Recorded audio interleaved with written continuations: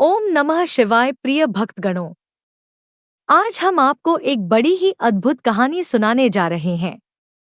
अगर आप यह कहानी सुन रहे हैं तो कृपया पूरा सुने। इस कथा को आधा अधूरा छोड़कर जाने की गलती मत करना, क्योंकि इस पवित्र कथा को पूरा सुनने से मनचाहा फल की प्राप्ति होगी। इसलिए इस कथा को पूरा सुने। आप अगर भोलेनाथ के सच्चे भक्त हैं तो भोलेनाथ का अनादर ना करें। यह कथा बहुत ही आनंदित करने वाली कथा है। इस कथा को सुनकर आप निराश नहीं होंगे कि आपने अपना बहुमूल्य समय नष्ट कर दिया। आप भगवान भोलेनाथ की भक्ति में खो जाएंगे। तो चलिए इस कथा को शुरू करते हैं। दोस्तों, आज के इस वीडियो में आज आपको जानने को मिलेगा कि वह 8 बातें कौन सी है। अगर मनुष्य इन 8 बातों को जान लेता है तो वह मनुष्य कभी गरीब नहीं रहता। इन 8 बातों को जानना प्रत्येक मनुष्य के लिए अत्यंत ही आवश्यक है। दोस्तों, मैं आपको इन 8 बातों को एक कहानी के माध्यम से बताऊंगी। यह कहानी सभी के लिए अत्यंत ही लाभप्रद है। एक बार भगवान शिव जी के पास देवर्षि नारद जी आते। तब भगवान शिव देवर्षि नारद जी से कहते हैं, हे नारायण भक्त नारद जी, आज आप हमारे यहाँ किस प्रयोजन से पधारे हैं। तब देवर्षि नारद जी कहते हैं कि हे प्रभु, मैं आपके पास अपने एक प्रश्न के निवारण के लिए आया हूँ। तब भगवान शिव कहते हैं कि कहो नारद जी, आपका कौन सा इतना अति आवश्यक प्रश्न आन पड़ा है जिसकी वजह से आप आज हमारे पास पधारे हैं। तब नारद जी कहते हैं कि हे भगवान, मुझे मनुष्यों के कल्याण के लिए आपसे 8 बातें जाननी है जो प्रत्येक मनुष्य के लिए अति आवश्यक हो, जिससे कलयुग के प्रत्येक मनुष्य का कल्याण हो सके। तब भगवान शिव कहते हैं कि हे देवर्षि नारद जी, आज आपने सच में संसार के कल्याण हेतु अति आवश्यक प्रश्न किया है। आपके द्वारा पूछे गए प्रश्न की वजह से संपूर्ण धरती लोक के मनुष्य का जीवन सफल हो जाएगा। परंतु हे नारद जी, मैं आपको इस प्रश्न का उत्तर एक कथा के माध्यम से दूंगा। तब देवर्षि नारद जी कहते हैं कि हे भगवान, आप उस कथा को कहिए। मैं आपके द्वारा सुनाई गई कथा को पूरा अंत तक सुनूंगा और संपूर्ण लोक जगत में विख्यात भी करूंगा। तब भगवान शिव कहते हैं कि हे देवर्षि नारद जी, आज तुम्हें एक अमीर बहन और गरीब भाई की कथा सुनाता हूँ। आज की कथा सुनकर तुम्हें पता चल जाएगा कि एक भाई और बहन का रिश्ता कैसा होता है और हर एक बहन और भाई को अपना रिश्ता कैसे निभाना चाहिए। साथ ही साथ तुम आज की इस कथा में जानने को मिलेगा कि आखिर मनुष्य गरीब क्यों हो जाता है। वह कौन से कारण हैं जिनकी वजह से मनुष्य गरीब हो जाता है। आखिर मनुष्य द्वारा किए गए ऐसे कौन से काम होते हैं जिनको करने से मनुष्य निर्धन हो जाता है और गरीबी के दलदल में फंसता चला जाता है।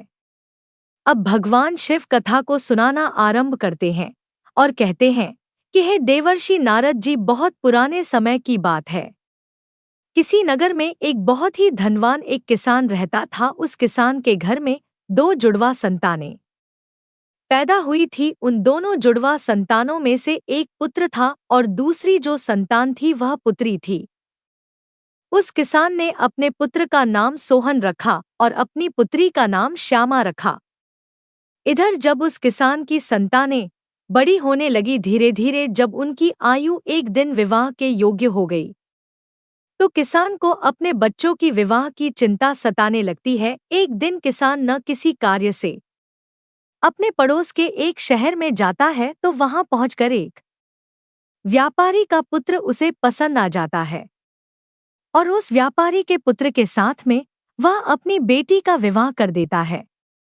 वह किसान अपनी पुत्री के विवाह में कोई कमी नहीं छोड़ता है। इस प्रकार से श्यामा अपने पिता के यहाँ से विदा होकर अपने ससुराल चली जाती है। उस किसान ने अपने बेटी को विदा करने के बाद वह अपने पुत्र के विवाह के बारे में सोचने लगता है। उसके मन में यह चल रहा था कि बेटी तो मेरी अपने घर की हो गई, अब मुझे अपने पुत्र का विवाह कर देना चाहिए। यदि मेरे पुत्र का विवाह हो गया तो मैं अपना बचा हुआ शेष जीवन अपनी बहू बेटियों के साथ में रहकर आराम से व्यतीत करूंगा।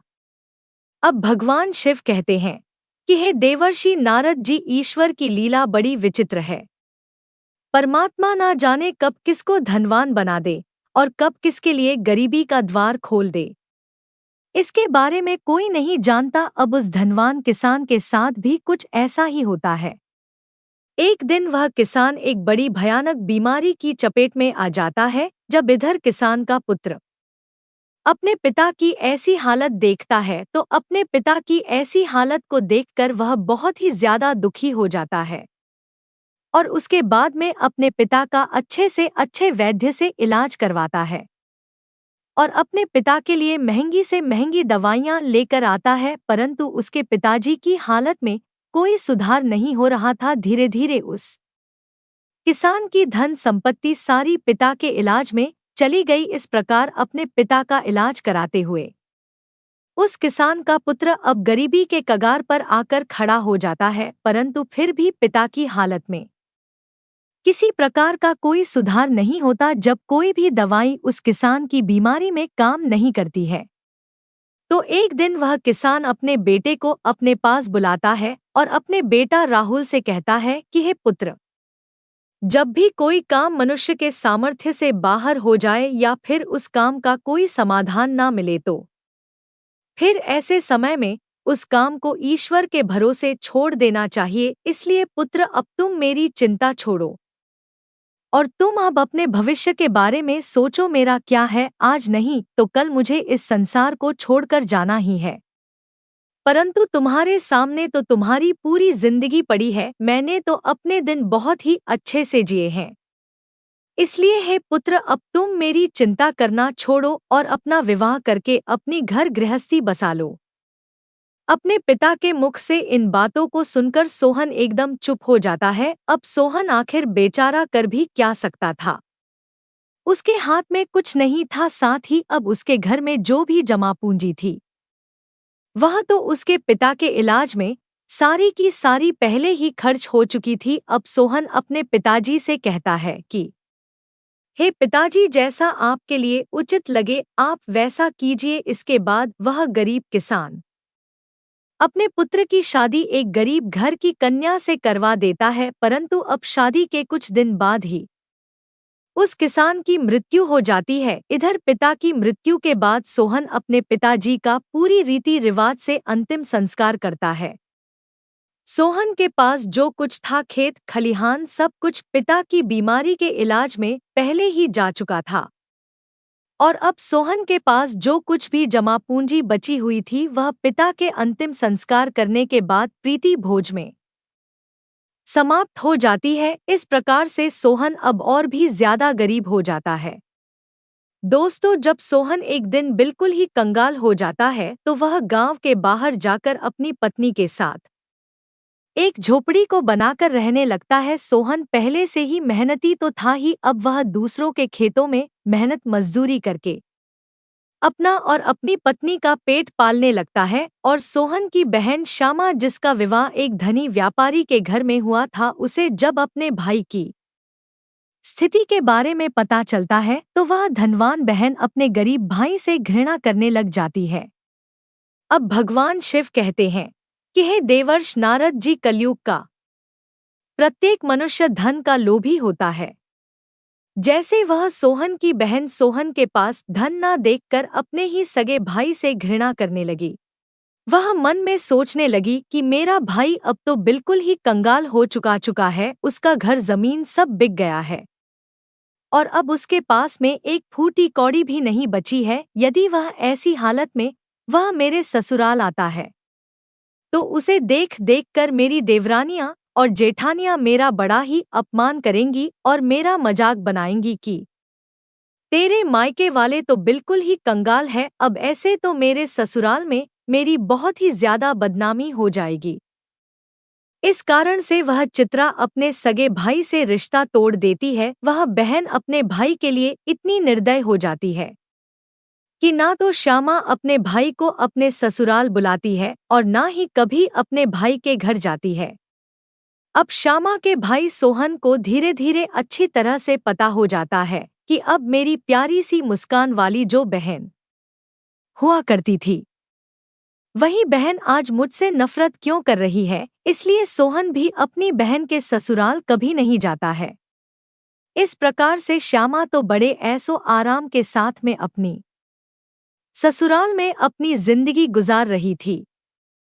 परंतु सोहन मेहनत मजदूरी करने के बाद भी अपनी पत्नी के साथ झोपड़ी में रहकर किसी तरह से अपने जीवन के दिनों को काट रहा था।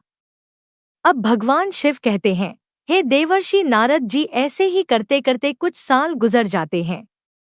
अब श्यामा की भी संतानें बड़ी हो चुकी थी। कुछ साल गुजरने के बाद एक दिन सोहन की बहन श्यामा के लड़के का विवाह तय हो जाता है, लेकिन सोहन की बहन अपने भाई को निमंत्रण का आमंत्रण नहीं भेजती।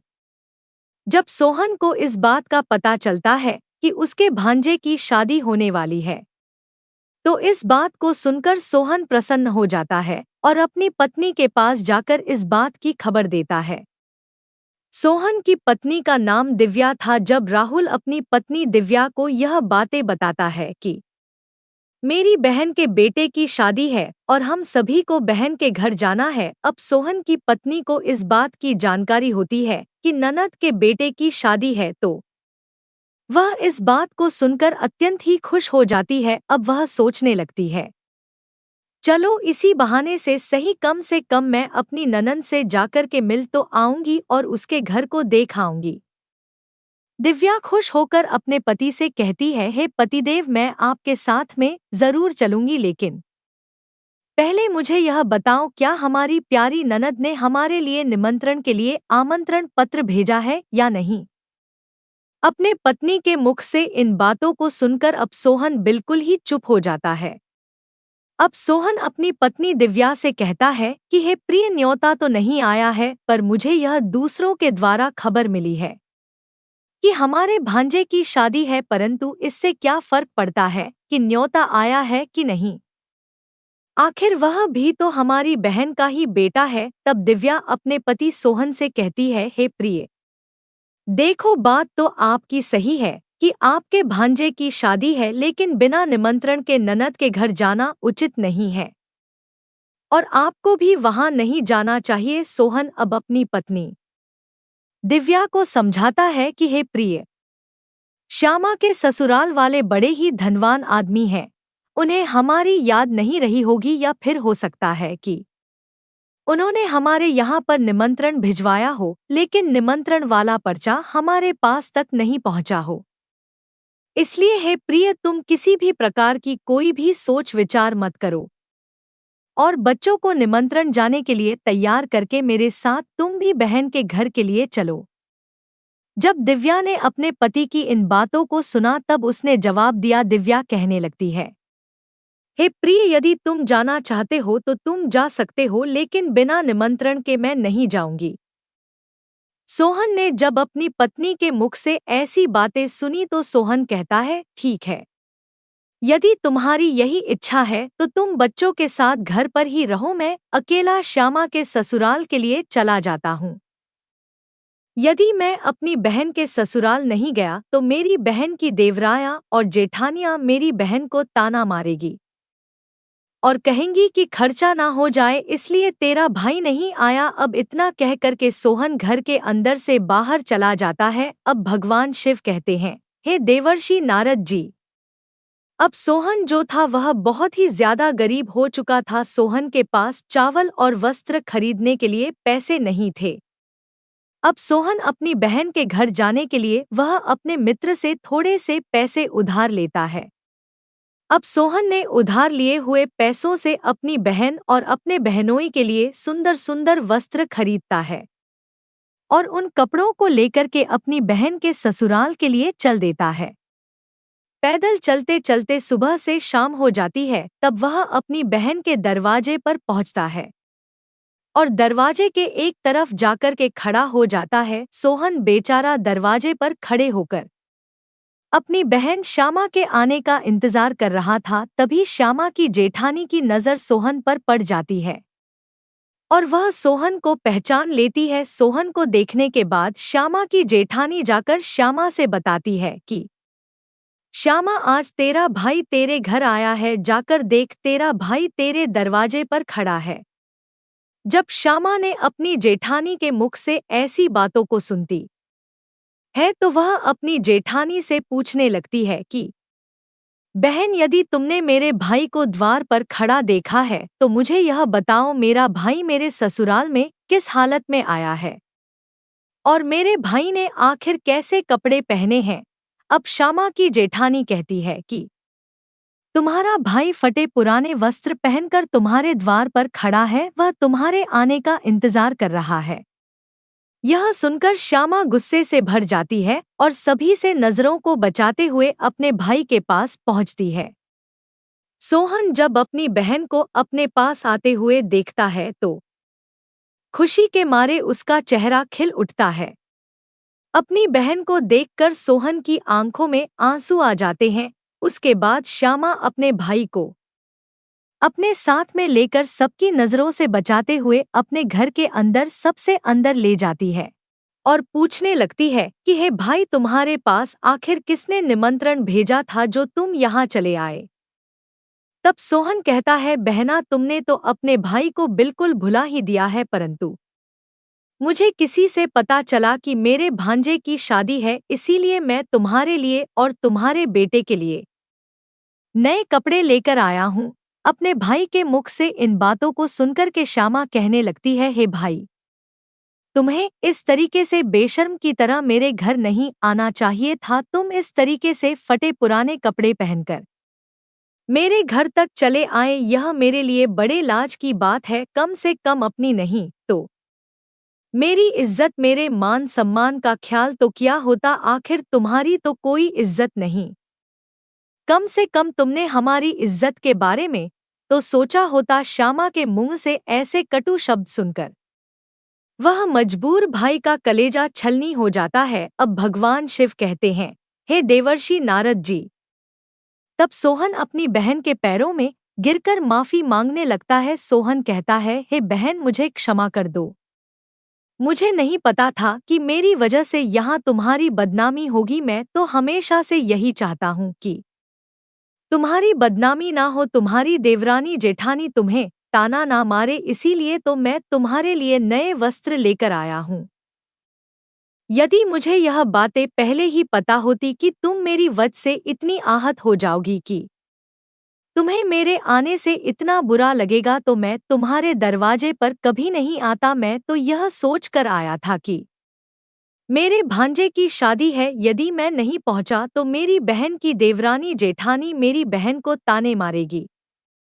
श्यामा को सोहन की बातों को सुनकर गुस्सा जब थोड़ा सा शांत होता है तब वह सोहन से कहती है, चलो, जब तुम आ ही गए हो तो मेरी एक बात तुम कान खोलकर सुन लो। जब तक मेरे बेटे की शादी नहीं हो जाती तब तक इस जगह पर बंद रहना और भूलकर भी इस कमरे से बाहर निकलने की गलती मत करना, वरना तुम्हें देखकर लोग कहेंगे श्यामा का भाई तो भिखारी है। जब सभी मेहमानों के लिए भोजन बन जाएगा तो मैं तुम्हें भोजन की थाली इस कमरे में पहुंचा दूंगी। तुम भोजन खा करके चुपचाप पिछले दरवाजे से अपने घर को चले जाना। सोहन कहता है, ठीक है बहना, मैं आज रात को ही तुम्हारे घर से अपने गांव के लिए चला जाऊंगा, मगर मेरी तुमसे एक विनती है। मैं तुम्हारे लिए और जीजी के लिए जो कपड़े लाया हूं, तुम उन कपड़ों को रख लो, उन्हें मैं तुम्हारे लिए बड़े प्यार से लाया हूं।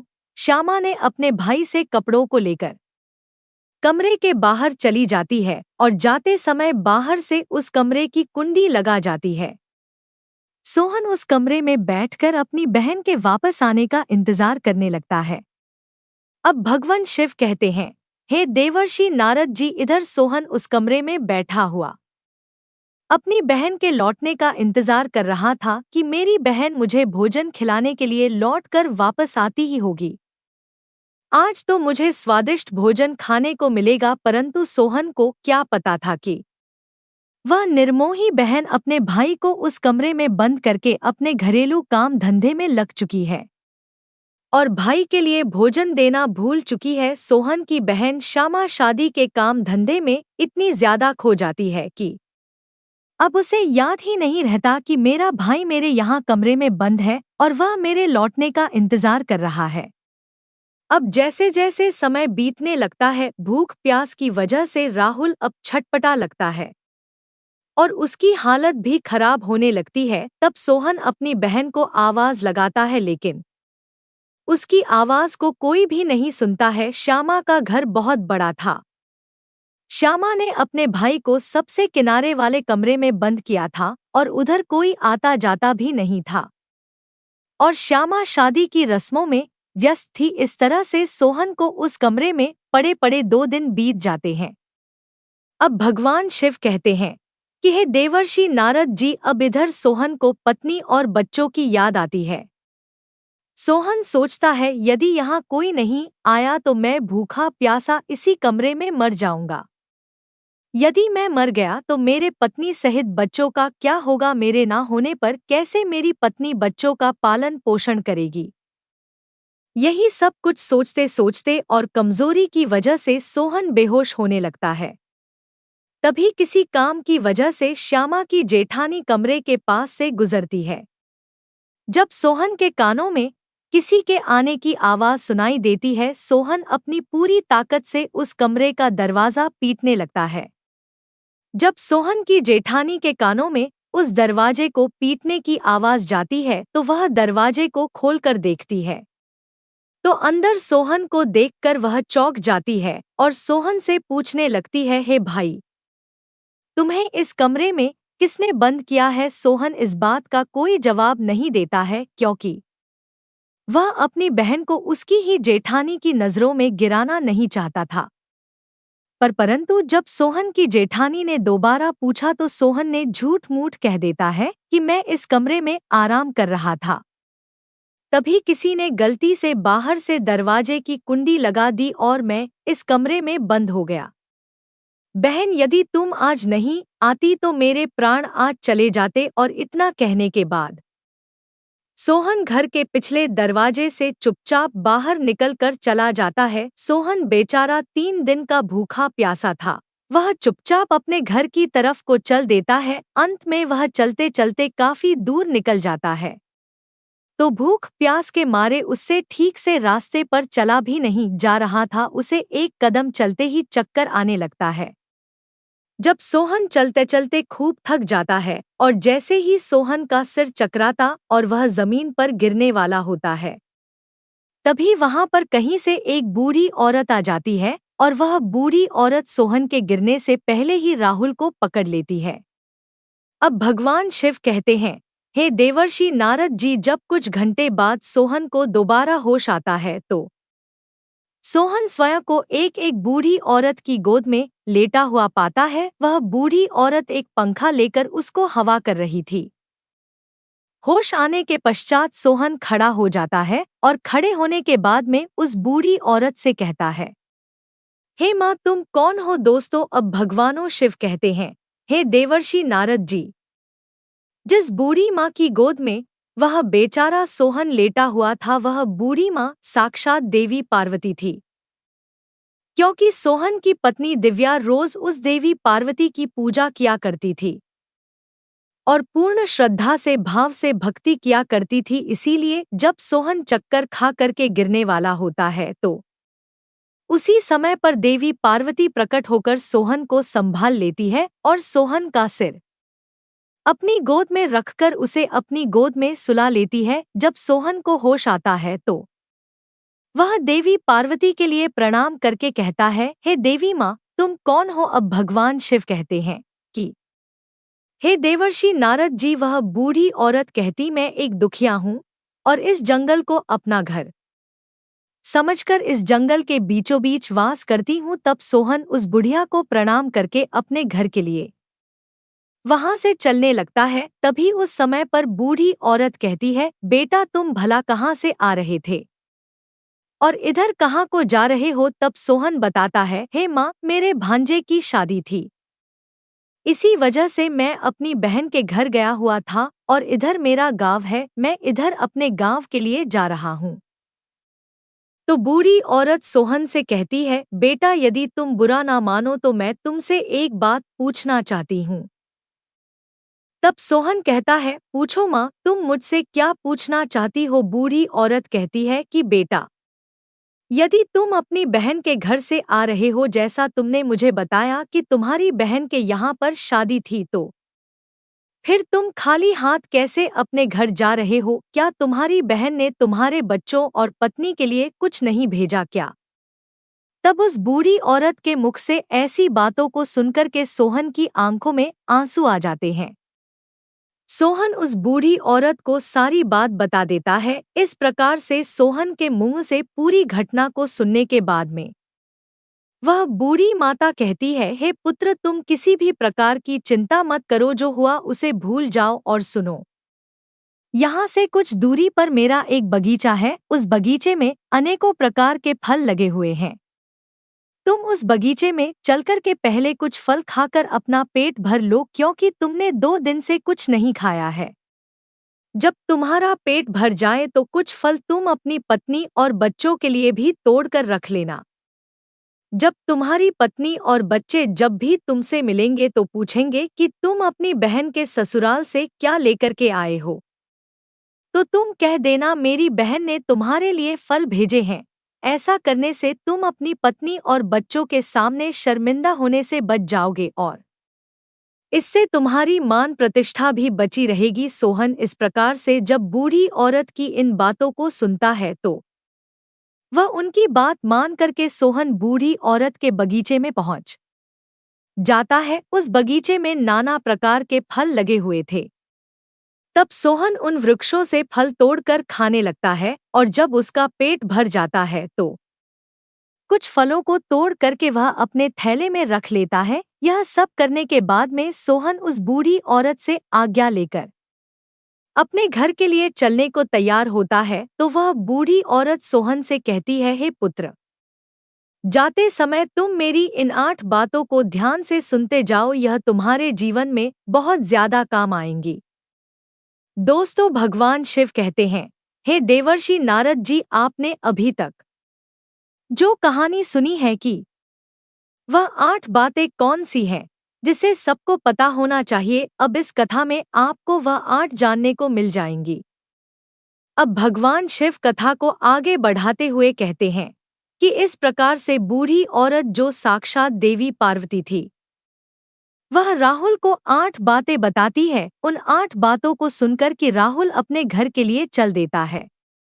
जब सोहन फलों से भरे हुए उस थैले को लेकर अपने घर पर पहुंचता है, तब सोहन के छोटे छोटे बच्चे और सोहन की पत्नी सोहन के पास आते हैं और पूछने लगते हैं, पिताजी, आप बुआ के घर से आ रहे हो, आखिर बुआ ने हमारे लिए क्या भेजा है? सोहन ने जब अपने बच्चों के मुंह से यह सुना, तब सोहन ने अपने हाथों का थैला अपनी पत्नी को थमा दिया और थैला देने के बाद सोहन घर से बाहर निकलकर चला जाता है। सोहन के जाने के बाद में सोहन की पत्नी जब उस थैले को खोलकर देखती है तो थैले के अंदर का नजारा देखकर सोहन की पत्नी एकदम से हैरान रह जाती है।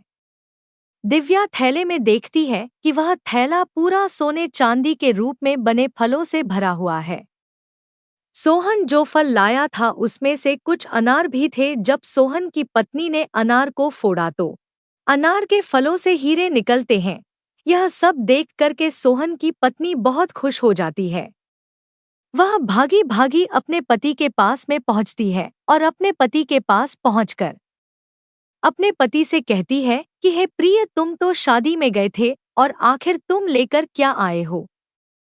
अपनी पत्नी की इन बातों को सुनकर सोहन सोचने लगता है कि मेरे घर वालों को शायद फल पसंद नहीं आए होंगे, इसीलिए मेरी पत्नी मुझसे ऐसी बात पूछ रही है। मुझे तो अपने बच्चों के लिए लड्डू पेड़ा लेकर आना चाहिए था। तब सोहन अपनी पत्नी से कहता है, हे प्रिय बहन ने जो कुछ भी भेजा है वह मैंने लाकर तुम्हें दे दिया। अब जो कुछ भी थैले में है उसे ही बच्चों को बांट कर दे दो। तब पत्नी कहती है, हे प्रिय, पहले तुम घर के अंदर चलो और घर पर चलकर देखो तो कि तुम्हारी बहन ने तुम्हारे लिए क्या भेजा है। यह कहकर दिव्या अपने पति के हाथ को पकड़कर घर के भीतर ले जाती है और अपने पति से कहती है, इसे जरा देखिए तो सही, आखिर हमारी ननद ने हमारे लिए क्या भेजा है। और इतना कहकर दिव्या सोहन के सामने थैले को पलट देती है। थैला पलटते ही अंदर से हीरे मोती सोना चांदी निकलते हैं। दिव्या कहती है कि आखिर हमारी ननद ने तो हमारा भाग्य ही बदल दिया। उन्होंने फलों में छुपा करके हीरे मोती भेजे हैं। जब यह नजारा सोहन देखता है तो उसे समझ आ जाता है कि मुझे जो रास्ते में जो बूढ़ी औरत मिली थी वह कोई साधारण औरत नहीं थी। वह बूढ़ी औरत कोई देवी माँ थी। लेकिन इस बारे में सोहन अपनी पत्नी से कुछ भी नहीं बताता है और मन ही मन उस बूढ़ी औरत का धन्यवाद करता है। अब इस प्रकार से सोहन को बहुत सारा धन मिल जाता है। सोहन पहले की तरह फिर से धनवान बन जाता है। कुछ समय बाद सोहन अपनी पत्नी और बच्चों के लिए एक अच्छा सा आलीशान महल बनवा है और बड़ी शान और शौकत के साथ राजा महाराजाओं की तरह उस महल में रहने लगता है। और सभी नगर के लोग भी सोहन को ऐसा देख करके उसका मान सम्मान करने लगते हैं।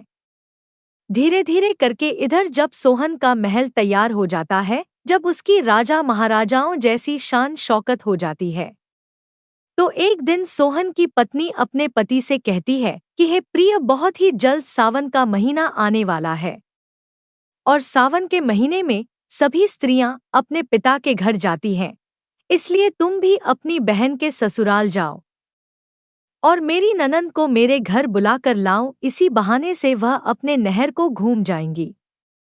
इसी बहाने से मैं भी अपने ननद से मिल लूंगी। सोहन जब अपनी पत्नी की ऐसी बात सुनता है तो सोहन अपनी पत्नी के कहने पर एक बार फिर से अपनी बहन के ससुराल चल देता है और कुछ समय के बाद ही अपनी बहन के ससुराल पहुंच जाता है। अब सोहन एक बार फिर से अपनी बहन के उसी दरवाजे पर जाकर खड़ा हो जाता है जिस दरवाजे पर वह कुछ दिन पहले आकर के खड़ा हुआ था। उसी समय पर श्यामा की जेठानी घर से बाहर निकलती है और बाहर का नजारा देखकर वह तुरंत ही दौड़ी दौड़ी श्यामा के पास में चली जाती है और श्यामा से कहती है कि बहन, आज भी तेरा भाई आया है। अपनी जेठानी के मुख से इस बात को सुनकर श्यामा कहने लगती है, बहन, कोई भी भिखारी मेरा भाई नहीं हो सकता। मेरा कोई भाई वाई नहीं है।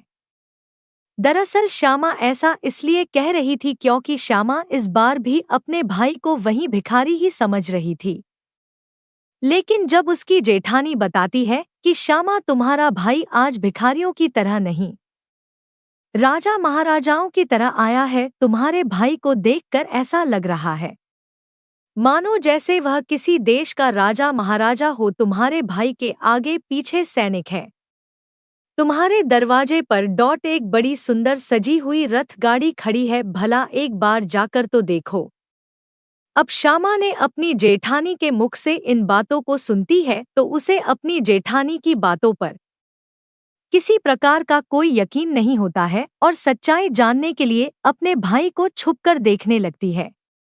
जैसे ही श्यामा ने अपने भाई के उस रूप को देखा तो अपने भाई के ठाट बाट को देखकर श्यामा एकदम चकित रह गई। वह सोचने लगती है कि कल तक तो मेरा भाई बिल्कुल ही भिखारी था, उसके पास तो पहनने के लिए वस्त्र भी नहीं थे, फिर अचानक एकदम से वह इतना अमीर कैसे बन गया। अब तो सोहन की बहन श्यामा आरती का थाल सजाकर अपने भाई की आरती उतारने लगती है।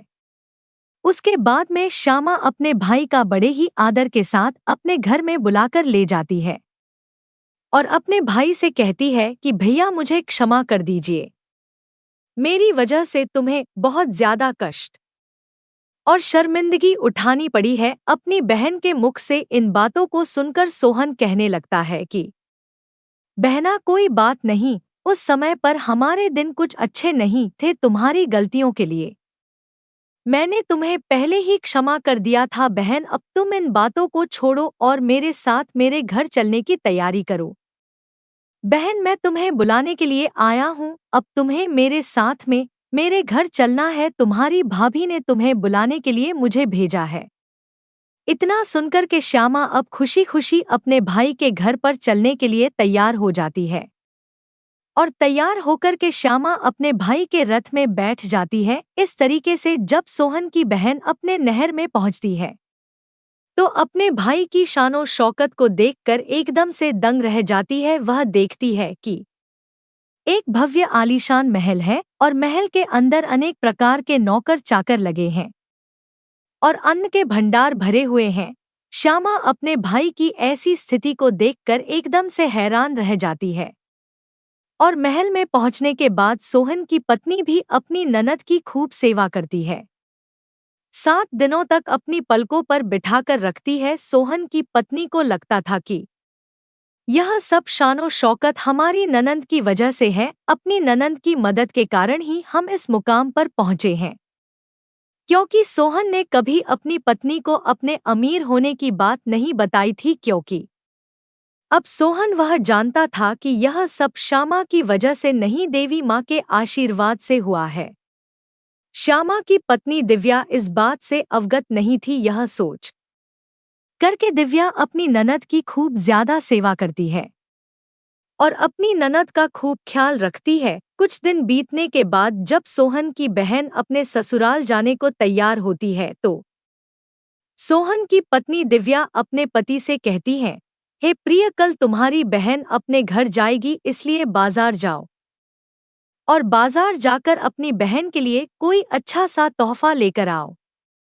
अपनी पत्नी की इन बातों को सुनकर सोहन घर से चला जाता है और एक मोची की दुकान पर पहुंचता है और मोची से कहता है, हे मोची भाई, मुझे अपनी बहन के लिए बोलने वाली जूती बनवानी है। क्या तुम मेरी बहन के लिए बोलने वाली जूती बना सकते हो? मोची कहता है, हे सेठ, मैं बोलने वाली जूती बना दूंगा, लेकिन उसके बनवाने की बहुत कीमत लगेगी। तब सोहन कहता है, अब वह मोची से कहता है, भाई, मैं तुम्हें मुंह मांगा पैसा दूंगा, लेकिन तुम ऐसी जूतियां बना दो कि वे जूतियां जब भी मेरी बहन पहनकर चले तो वे जूतियां बारी बारी से मैं आपको जो यह 8 बातें बताने वाला हूं, उन 8 बातें को बोले। इसके बाद मोची को सोहन वह ज्ञान की 8 बातें बताता है, जो बातें उसे उस बूढ़ी औरत ने चलते समय बताई थी। अब भगवान शिव कहते हैं कि हे देवर्षि नारद जी, अब सोहन मोची से कहता है कि हे मोची भाई, अब मैं तुम्हें वो ज्ञान की बातें बताता हूँ। इस प्रकार से सोहन बारी बारी से वे बातें मोची को बताता है। सोहन कहता है कि पहली बात तो यह है कि कहीं मानवता की भूल होती है, अज्ञानता निर्धनता का मोल। सोहन दूसरी बात बताता है, समय भरोसे जो बैठा रहता है सदा गरीब बना रहता है। वह मनुष्य अपना काम बल दलता नहीं तो उसका नसीब आलस में ही बीतता है। तीसरी बात, जो मनुष्य सदा ही परिवर्तनहीन कर्म करता वह भी सदैव निर्धन ही रहता है। चौथी बात यह है कि गरीबी से बड़ा है कोई अभिशाप नहीं है, इसलिए ज्ञान को हासिल करके अज्ञान को दूर करो। पांचवी बात, आप दोष समय को दो नहीं, 2 मजबूत कर्म साधना में जुटो और अपनी गरीबी दूर करो। छठी बात इस प्रकार बताता है, कर्म कभी कोई कार्य नहीं करता है, नसीब सदैव भाग्य भरोसे नहीं बैठता है, वह मानव के द्वारा किए गए परिश्रम के भरोसे बैठता है। सातवीं बात इस तरह से बताता है, अज्ञानी पर ही सदा ही प्रेम करें। एक गरीब आदमी गरीबी को बारंबार विजय करने वाला एक विजेता होता है। ज्ञान सदैव हथियार का काम करता है। आठवीं और सबसे आखिरी बात बताते हुए सोहन कहता है कि हे मोची भाई, मेरी बहन जब 8वां कदम रखे तो जूतियां बस यही बात बोले कि पैसों के बाजार में बदल गई तहजीब, धन दौलत से जुड़ रहे रिश्ते हुए गरीब। इधर सोहन मोची से कहता है कि हे मोची भाई, ऐसी 8 बातें बोलने वाली मुझे जूतियां बना दो। जब यह 8 बातें वो जूतियां बोलेगी और जब मेरी बहन इन बातों को सुनेगी तो उसे अपनी गलती का एहसास होगा कि उसने कैसे पैसे के घमंड में आकर के अपने भाई का ऐसा अपमान किया था। उसे अपने भाई का अपमान नहीं करना चाहिए था। अब भगवान शिव कहते हैं, हे देवर्षि नारद जी, सोहन उस मोची से अपनी बहन के लिए हीरे मोतियों से जड़ी हुई सोने और चांदी की जूतियां बनवाता है और उन जूतियां को ले जाकर अपनी बहन के लिए उपहार स्वरूप दे देता है। सोने चांदी की जूतियां को देखकर श्यामा का चेहरा एकदम खिल सा जाता है। अब श्यामा अपने भाई से विदा लेकर अपने घर चली जाती है। जब श्यामा अपने ससुराल पहुंच जाती है तो श्यामा की देवरानी जेठानी पूछने लगती है, श्यामा तुम अपने भाई के घर से आई हो, तुम्हारे भाई ने तुम्हें क्या उपहार दिया है? तब श्यामा अपनी देवरानी जेठानी तथा अपने सास ससुर और अपने देवर जेठ को अपने भाई के द्वारा दी हुई भेंट दिखाती है और वह कहती है, देखो मेरे भाई ने मुझे सोने चांदी से जड़ी हुई, हीरे मोती से जड़ी हुई यह जूतियां दी है। तब श्यामा उन जूतियां को पहन करके चलकर दिखाती है। जैसे ही श्यामा उन जूतियां को पहन करके चलती है तो जूतियां बोलती है कि पैसों के बाजार में बदल गई तहजीब, धन दौलत से जोड़ रहे रिश्ते हुए गरीब।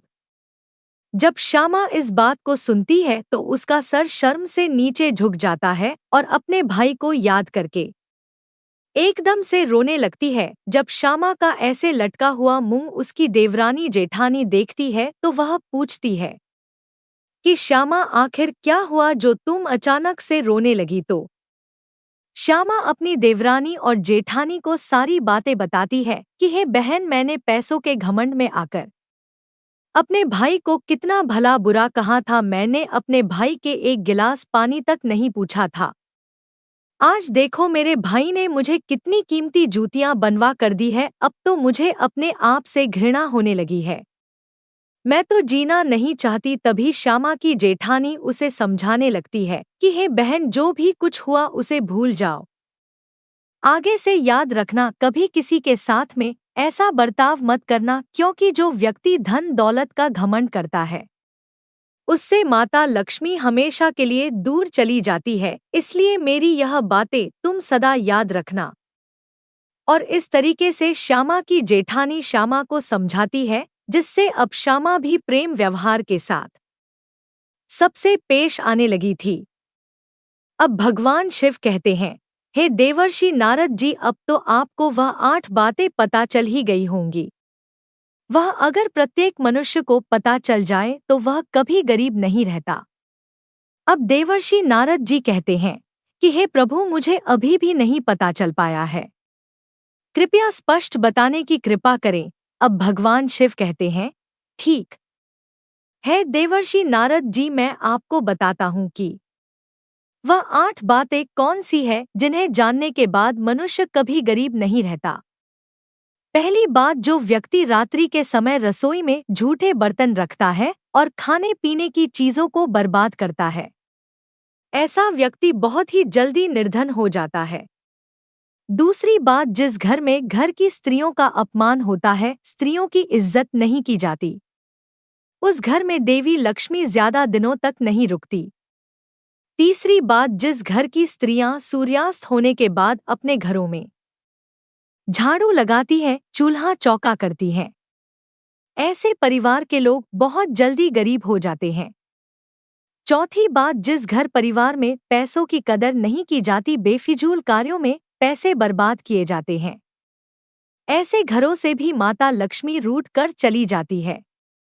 पांचवी बात, जो लोग पैसे आने के बाद में उस पैसे से दूसरों के मान प्रतिष्ठा को ठेस पहुंचाते हैं या फिर अपने धन के बलबूते पर दूसरे लोगों को परेशान करते हैं, ऐसे लोगों के घरों से भी माता लक्ष्मी बहुत जल्दी चली जाती है। छठी बात, जिस घर के लोग अपने कर्तव्यों का पालन नहीं करते, जो अपने कार्यों को कल पर टालते रहते हैं, उन लोगों के घरों से भी माता लक्ष्मी रूठ जाती है। सातवीं बात, जिस घर परिवार के लोग अपने से बड़े लोगों की इज्जत नहीं करते, अपने से बड़ों का कहना नहीं मानते या फिर अपने से बड़ों से कटु शब्द बोलते हैं, ऐसे लोगों को भी गरीबी का सामना करना पड़ता है, वह भी निर्धनता के हकदार होते हैं। आठवीं और अंतिम बात, जिस घर में परिवार के लोग अपने मेहमानों का सम्मान नहीं करते, अपने मेहमानों का आदर भाव नहीं करते या फिर अपने दरवाजे से किसी भी मनुष्य को खाली हाथ लौटा देते हैं, ऐसे लोगों के यहाँ से भी माता लक्ष्मी नाराज होकर चली जाती है। अब जो भी मनुष्य इन 8 बातों को हमेशा गांठ में बांध कर रखता है, उसका भाग्य उसी तरह से उज्जवल हो जाता है जैसे सोहन का भाग्य उज्जवल हुआ। अब भगवान शिव कहते हैं, देवर्षि नारद जी, अब तो आपको आपके प्रश्न का उत्तर भी मिल गया होगा और उन 8 बातों के बारे में भी पता चल गया होगा। तब देवर्षि नारद जी कहते हैं, हे प्रभु, आपके आशीर्वाद से मुझे सब कुछ मालूम हो गया है। आपका मुझे इस प्रकार का ज्ञान देने के लिए सत सत नमन। दोस्तों, इस प्रकार माया का कभी घमंड नहीं करना चाहिए। ईश्वर ना जाने कब किसके लिए गरीब का द्वार खोल दे और कब किसके लिए अमीरी का द्वार खोल दे। इस बात को किसी को पता नहीं है। यह बात उस मनुष्य के समझ में भी आ जाती है कि पैसों के घमंड में आकर कभी भी किसी का अपमान या अनादर नहीं करना चाहिए। तो दोस्तों, आपको हमारे वीडियो के द्वारा दिया गया ज्ञान कैसा लगा, कृपया हमें कमेंट करके अवश्य बताइएगा। साथ ही आप सभी से निवेदन है कि हमारे चैनल को भी सब्सक्राइब अवश्य कर लेना। वीडियो को यहाँ तक देखने के लिए आप सभी का दिल से धन्यवाद। हर हर महादेव।